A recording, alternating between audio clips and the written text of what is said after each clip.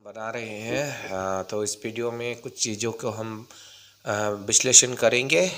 तो पहली बात है कि प्रभु यीशु मसीह ने क्रूस पर क्यों अपने प्राण दिए।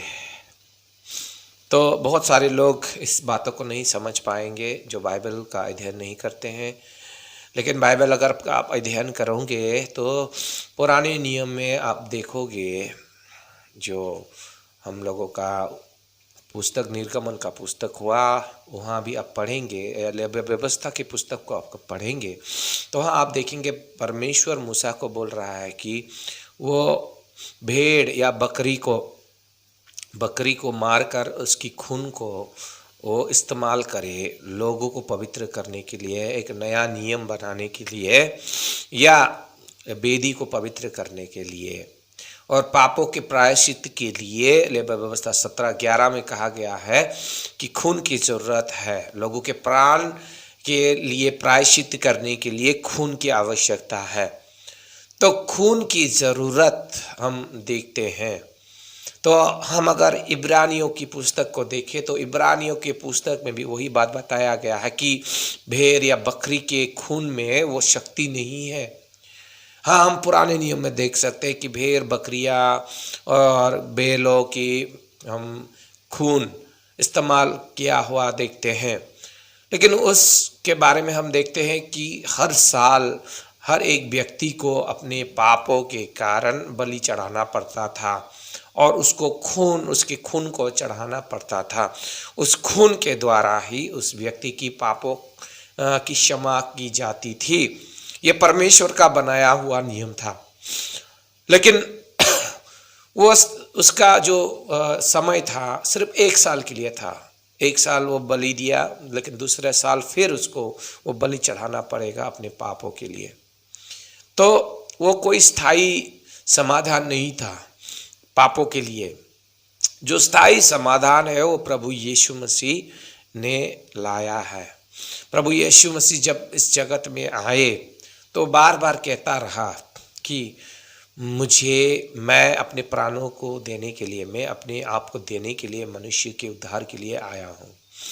और उन्होंने जब फसह का पर्व पालन किया तो उस प्रभु भोज में, जिसको हम प्रभु भोज कहते हैं, उस भोज में भी यीशु मसीह ने कहा था कि यह मेरा रक्त है जो बहुतों के पाप क्षमा के लिए बहाया जा रहा है।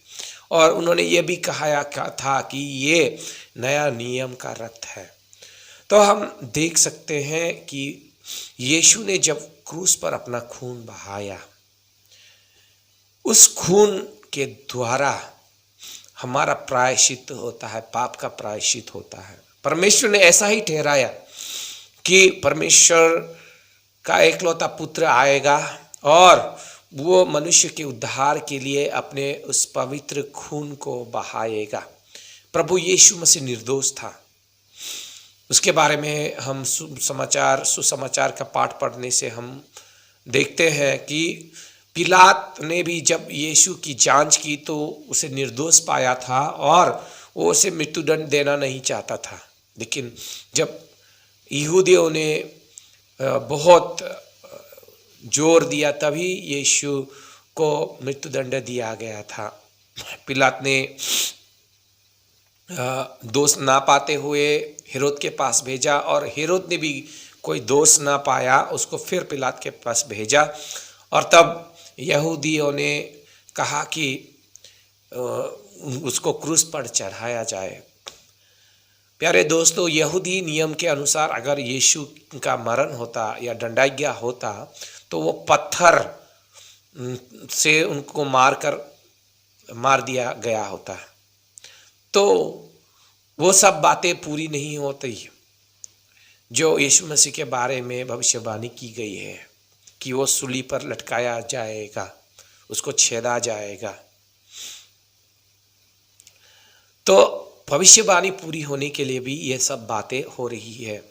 और पिलातुस ने अपने हाथ धोते हुए कहा कि ये तो निर्दोष है, तो इसको मैं आपके हाथ सौंप देता हूँ, आप जो करना है उसे करिए, लेकिन मैं तो इस इंसान का, इस व्यक्ति उनके लहू का मैं दोषी नहीं हो सकता। तब यहूदियों ने कहा कि उसका सारा दोष हमारे ऊपर पड़ जाए, उसके खून, उसका लहू का दोष उनके ऊपर पड़ जाए। और यहूदी लोगों ने बहुत गुस्सा के साथ, घृणा के साथ यीशु को सूली पर लटका दिया गया। यीशु को सूली पे लटकाने से पहले उसको बहुत मारा गया और उसको लहूलुहान कर दिया गया। आज साइंटिस्ट लोग कहते हैं, ये रिसर्च कहती है कि लगभग 5.5 लीटर से 6.5 लीटर खून यीशु का बहा था उस पूरे क्रूसीय दुख भूख के दौरान। तो अंत में हम देखते हैं कि यीशु को क्रूस पर चढ़ाया जाता है और यीशु का लहू उस क्रूस पर से भी बहता रहता है। तो यीशु का लहू लोगों को पापों से मुक्त करता है। आज हो सकता है बहुत सारे लोग इस रहस्य को ना समझ पाए, लेकिन जब समझ पाएंगे कि यीशु ही उनके पापों का प्रायश्चित है, उन्हीं के खून के द्वारा उनके पापों की क्षमा हुई है, तो सब लोग आज प्रभु यीशु मसीह को ग्रहण करेंगे और उस पर विश्वास करेंगे। लेकिन लोग अभी तक इस ज्ञान की बातों को समझ नहीं पाए हैं, क्योंकि उन्होंने सुनने का कोशिश भी नहीं की है शायद, और शायद उन्होंने परमेश्वर का वचन, पवित्र बाइबल को भी ध्यान से नहीं पढ़ा है। तो मेरे प्यारे मसीह में बहनों और भाइयों, आज हम परमेश्वर को धन्यवाद दें, प्रभु यीशु को धन्यवाद दें कि उन्होंने हमारे खातिर और हम से प्रेम करते हुए परमेश्वर ने ये आज्ञा दी कि पुत्र क्रूस पर मर जाए, और पुत्र ने उन पिता की हर आज्ञा को मानते हुए हंसी खुशी अपने आप को क्रूस पर दे दिया। तो आज इस पवित्र गुड फ्राइडे के दिन में, पवित्र शुक्रवार के दिन में, पुण्य शुक्रवार के दिन में हम यही प्रार्थना करते हैं कि परमेश्वर हर एक जन को आशीष दे और हर एक जन अनंत जीवन पाए। कोई भी व्यक्ति नाश ना होए, पर यीशु मसीह पर विश्वास करते हुए अनंत जीवन को प्राप्त करे।